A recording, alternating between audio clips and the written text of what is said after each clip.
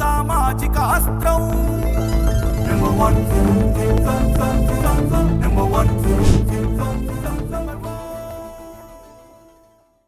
Welcome to number 1 news. నేను నందిని. అమ్మలను గన్న అమ్మ దుర్గమ్మను దర్శించుకోవడం సంతోషాన్నిచ్చిందని ఉపరాష్ట్రపతి రాధాకృష్ణన్ అన్నారు.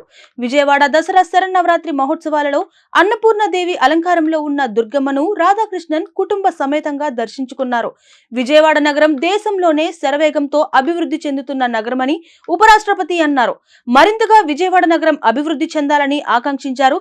దుర్గమ్మ సేవకు వచ్చిన ఉపరాష్ట్రపతి రాధాకృష్ణన్ కు మంత్రి కొలుసు పార్థసారథి, దుర్గగుడి చైర్మన్ బొర్రా రాధాకృష్ణ, దుర్గగుడి ఈవో శ్రీను నాయక్ స్వాగతం పలికారు.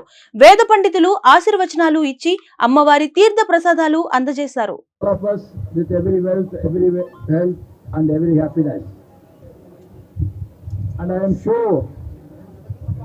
Andhra Pradesh will develop and Andhra Pradesh will attain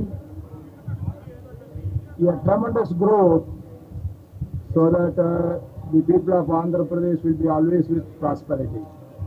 That is my prayer today at the feet of the goddess, and I wish you all once again a very happy Navaratri. Thank you.